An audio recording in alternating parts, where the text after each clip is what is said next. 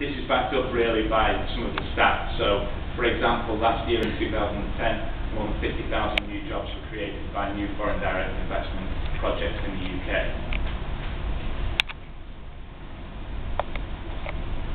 Okay, in terms of foreign direct investment, we continue to be the second largest inward investment market in the world.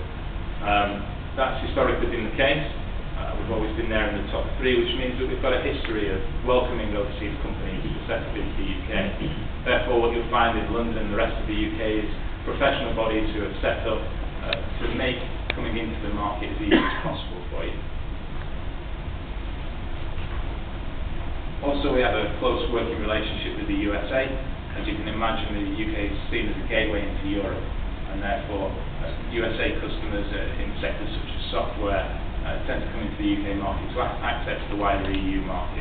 And also we have the highly skilled workforce, which they like. And then to go with that, London is still rated as the most attractive European city to come up and set up in business. It's ranked first for access to new markets, infrastructure, quality of staff and transport links. Believe it or not, 70% of what we see in HSBC in terms of inward investment comes into the London region. Outside of London, there are many benefits of setting up as well, such as cheaper labour costs, more competitive real estate prices, etc. So, today's message, I'm from the north of England, so today's message is not just, London is the main place to be. There are many advantages in setting up elsewhere, and the government make available funding and grants for locating in other areas across the country. Okay, as the gateway to Europe, as Jeremy has kindly pointed out, there's access to over 500 million consumers. The UK is part of the EU, which means that between the 27 EU countries there is open, deregulated free trade for you to access. There are also strong transport links into Europe. As you can imagine, you can hop on a plane from London and be in some of the major cities in Europe, such as Paris, Berlin, Madrid, within 4 or 5 hours. We also have the Eurotunnel and work very closely with France's business partner as well. There are active cross-border business networks, so what you will see in the UK is UK businesses importing and exporting to and from the rest of Europe. And you'll also see your UK companies going into joint ventures with European counterparts. And then, again, a figure to back that up, over 500 foreign direct investment projects from Europe. So the European firms do work with us very closely. Just a slide about the infrastructure in the UK. I'll pick 2 or 3 different areas to talk about. One will be the strong education system that we have. Top 5 European universities are all located within the UK. 4 of the top 10 world universities are located in the UK. So there's famous names like Oxford and Cambridge, but also places further afield, such as Durham in the north again. It's a real strong sector for us. And from that, we've developed a very strong labour workforce, a band of highly skilled, experienced people in their trades, and that's what's driving the economy forward in the UK. Also, as we mentioned, we have professional bodies that assist companies in setting up in the UK. So London is an example. We have several firms who are set up there specifically to onboard clients into the UK market. So we're talking about law firms, we're talking about accounting firms and banks, but also firms like the Regional Development Agencies who are going through a transitional stage, but are still going to be a key part of businesses coming into the UK, holding businesses' hands and really settling them into the marketplace. Okay, setting up a business in the UK.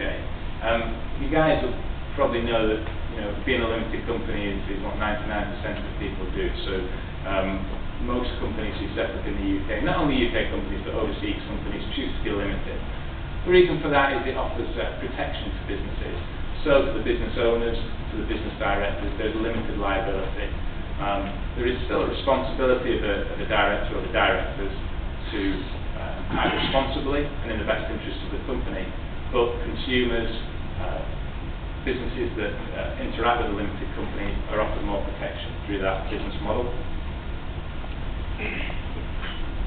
If you're a limited company in the UK, there are requirements to file annual accounts with Companies House, and also there are requirements to have at least one company director. There are tax benefits of being a limited company as well, so for business owners taking out funds from their business, it's more preferential to go down the limited company route as opposed to a sole trader or a personally owned enterprise where obviously you're liable. What I would say is before you decide to come into the UK economy, please consider the permanence of your stay, the size of your UK operation, as well as regulatory requirements and tax and commercial implications of coming into the market. Some of our key sectors, which Jeremy has kindly already mentioned a lot of, but I'll just go into a bit more detail on really. For example, information and computer technology is a real growing industry in the UK. This is driven by consumerism more than anything. So I believe there's something like 61 million people living in the UK at the moment, yet there's about 70 million mobile phone contracts, which just shows people having more than one phone, I guess, is a sign of the importance of technology. As well as this, there's a key government strategy to increase broadband, high-speed broadband, and by 2012 the aim is to have all houses within the UK up to speed. So, you know, this is something the government are clearly investing in. As well as this, another sector is clean energy. By 2020, the UK government's aim, unless you correct me, Jeremy, is to have 15% of all energy in the UK produced by renewable resources. He's not, so that's fine. This includes things such as offshore wind farms, nuclear energy, tidal, carbon capture, and solar panel energy as well. Okay, so a slide just to highlight the advantages of investing in the UK. As has been pointed out already, it's the 6th largest economy in the world. There are no special restrictions on overseas company management or controls on overseas markets. In terms of the geography, we of course have a very central time zone, so it's easy to access both the east and the west. And there's a lower taxation rate in terms of corporation tax than some of the other major economies in Europe. So generally in the UK, you'll see corporation taxes between 21 and 28%, and the aim under the government at the moment is to bring that right down to between 21 and 24%. In the rest of Europe, you'll see tax rate probably more between 25 and 34%. So this just shows that setting up your business in the UK and access to the rest of Europe can be beneficial from a tax point of view as well. And there's another key point, which is that dividends can be taken out of a UK subsidiary without any withholding tax. So when it's taken out of the UK. In terms of the infrastructure, we have one of the most sophisticated freight transport sectors in Europe. We also have a road network and rail network which is, while substantial, continually improving. In terms of ports in the UK, we have around 26 ports, and because of the size of the island, you can quite often import goods into one of those ports and get them to the final destination within 1 or 2 hours. And again, there is the main hub of London, so 70% of the inward investment comes into the London region. In terms of professional services, again, the work that UKTI do to onboard businesses into the UK is pivotal. London is a key financial centre where you will receive world-class financial advice. In terms of experience in international trade, due to its geographical position and long-established history, the UK has a long history in international trade. EU rules do impact, although the UK price controls are not imposed. EU price controls are not imposed. No restrictions on foreign ownership or investment.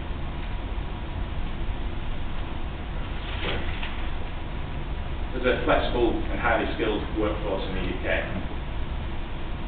Comparatively low wages, especially outside of the London region, and other non-labour costs such as property rental and cost of living compares favourably with some of our European counterparts. And again, it is considered the gateway to Europe. Also, there's a major domestic market for you to consider when looking at the UK. Okay, moving on to banking in the UK. Please stay away from this part. I do understand banking is a good thing, but it's an important thing for you to consider. So, when we often are introduced to clients in the UK, they consider banking as the final thing to think about once they suddenly have some suppliers to pay, and they've already looked at the employment legislation and the tax that they need to look in first of all. So please don't completely ignore us on that one. In the UK, there are 4 main clearing banks, or high street banks. As a bit of background, we've touched slightly on the economics of the UK environment at the moment. Since what happened in 2008 with the world and global financial crisis did have an impact in the UK. This has led to the part nationalisation of a couple of banks. I can confirm that we weren't one of those thanks to our global presence. But we did see a squeeze on credit, not only to commercial enterprises but also to individuals. What I would say is in 2010 we're starting to see a turnaround in that. So we're seeing more credit being available to businesses. We're seeing an increase in consumer spend. And we're also seeing, banks being given lending targets by the government, which is something that hasn't happened before. And that's really to drive the economy forward. One thing I point out is that a couple of weeks ago there was some protests in London, which you may have seen on the news. These were around what is portrayed in the media as government spending cuts. Actually, they're cuts on planned spending increases. If you look at the government spend year on year, you will see that the government continues to increase the total amount that's being spent in the UK. Opening a bank account. Okay, so a lot of what me and my team do in the UK is helping customers to get the account open and then to manage it online. Due diligence and know your customer requests. For those of you interested in this and who are close to the stage of setting up a bank account or a UK subsidiary, it's a requirement due to UK legislation that we identify and verify the address of anyone who has a minimum of 25% shareholding in a UK business, or any key decision makers or people who have access to accounts online, for example.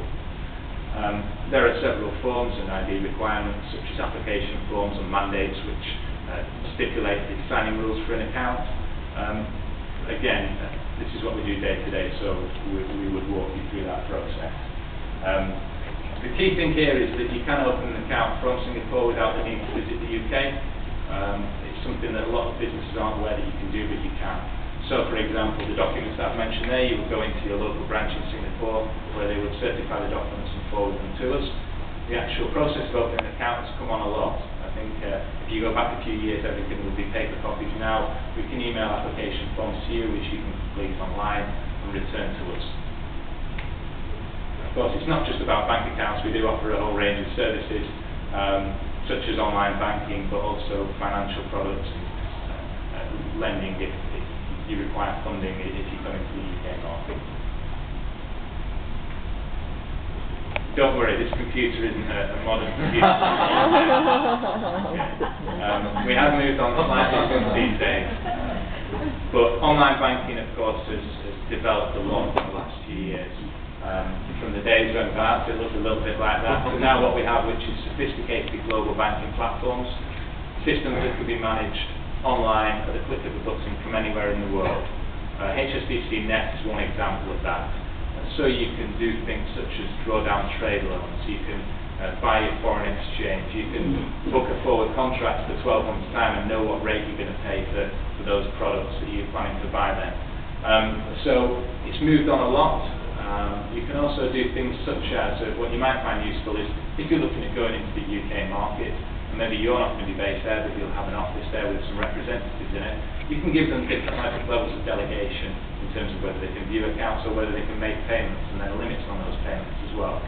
So internet banking has moved on quite a bit. In terms of raising finance, if any of you were coming to the UK and have a need to raise finance, obviously the banks can help with that. In terms of cash flow finance, probably similar to how you have it in Singapore. The usual products such as overdrafts and invoice finance and discounting, which really help you assist in the growth of the business and help you with your working capital cycle. In terms of asset purchase, you will typically see loans such as equipment finance loans, which are the term of these loans are linked to the life of the asset, but also commercial mortgages for buying property, and also residential investment and commercial investment property loans. We see a lot of inward investment into the UK through real estate. Trade requirements is something that's grown more and more, so the ability to fund businesses' imports through letters of credit, also through import loans and export loans. This is obviously has a natural fit for HSBC, as it's what we do day to day. We have clients that are not only international but are based in upwards of 5-6 countries, and we really help them to import and export in that way. In terms of funding business growth, outside of banking, general finance, you'll see things such as structured finance, venture capital and equity funding available in the UK. Before we go on to our global reach, I'll just tell you a little bit about HSBC in the UK. As I said, we're one of 4 main clearing banks. We have a large high street presence with over 1,300 branches across the UK. So every main high street you will see as well. We also have an experience in international trade. We have over 160 international commercial managers who, for example, will deal with businesses where there are overseas parent companies and are setting up subsidiaries in the UK. In terms of my team, the Inwood Investment Team is based in our headquarters in London. We're supported by a commercial international banking centre, of which there are 55 across the world. Now what we do is basically make it as easy as possible for businesses to come into the UK market and service the banking requirements. We work very closely with our professional colleagues, but also with our colleagues overseas in teams such as Ivan's here in Singapore. So with that said, I'd like to invite Ivan up onto the stage to tell us a bit more about our global capabilities and also to go through a case study. After Ivan speaks, there will be an opportunity to pose any questions that you have to us, and so please get your thinking caps on, and if you've got any questions, pose them.